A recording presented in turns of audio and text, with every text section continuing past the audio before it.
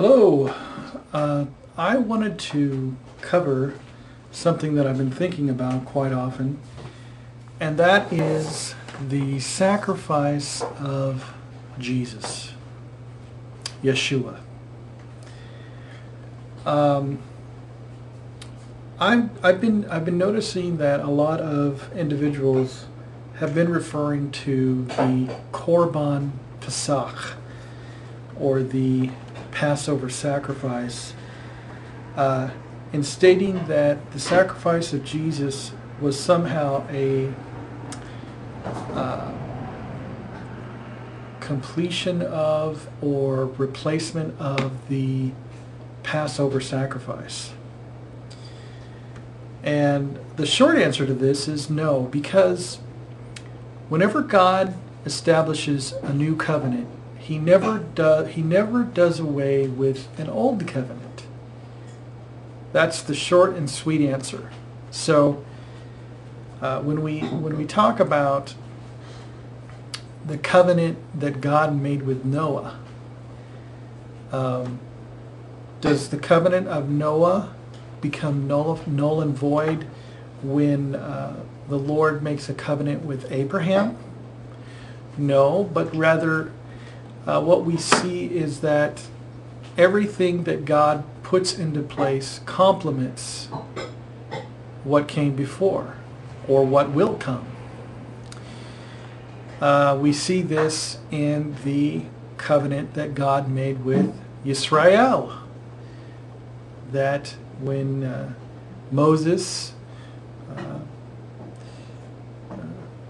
leads the people out of Mitzrayim, Egypt, that he, when they establish a covenant, it does not conflict with the Abrahamic covenant, and it does not do away with the Abrahamic covenant. So in fact, what we do see is that in the Torah, we even see aspects of the Abrahamic covenant being confirmed and solidified within the Torah. That is the circumcision of all the males, which was part of the Abrahamic covenant, which also becomes later on part of the Torah.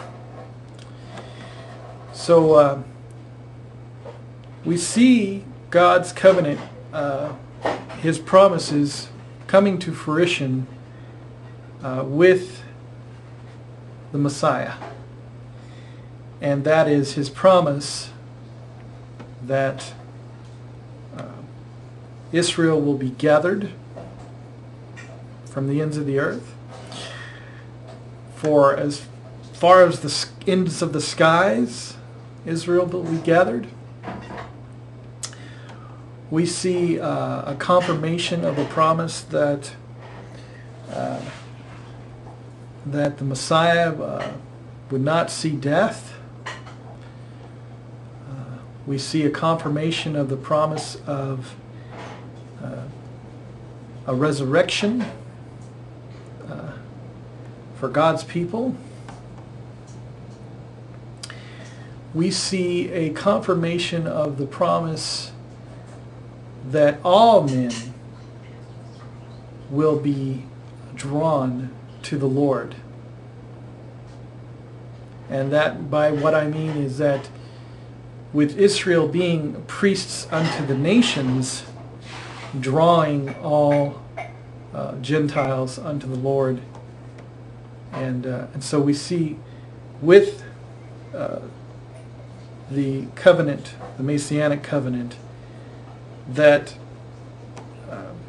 with His sacrifice, we see a confirmation of what God has promised beforehand. We see an establishment of the truth more so. We see the first fruits from the dead, and a promise in the world to come, the Olam Haba, the world to come.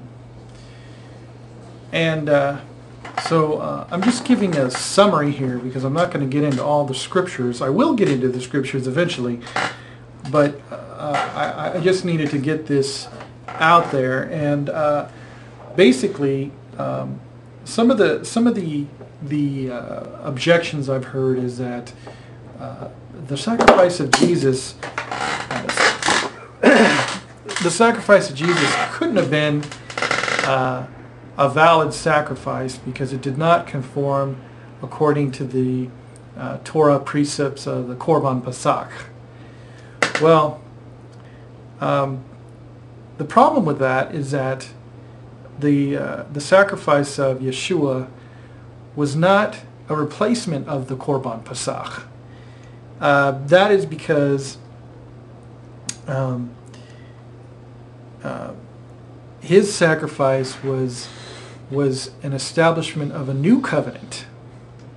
See, it wasn't based on it was based on the Torah, but just like Abraham received a new covenant and a new sign of that covenant by the circumcision of the males, and in this way, with the Messianic Covenant, we have a new sign of that covenant, and that being the sacrifice of the Messiah.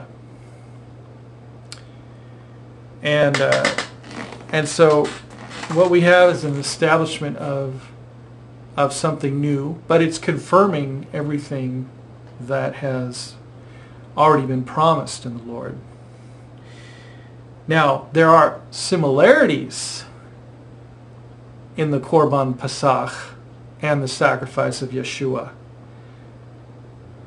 And that also we can say that the sacrifice of the lamb of all the families that were in Egypt at the time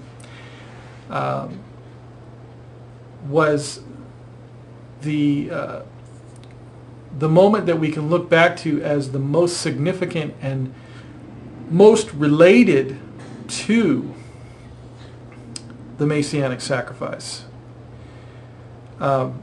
because it's in the celebration of the freedom from slavery and freedom from Egypt that Yeshua says, "Do this in remembrance of me." And so we see that that the Messianic promise is tied to the promise of freedom. And so I think that's all I'm going to say for now. But I'm going to get much more detailed regarding these concepts. And God bless you all.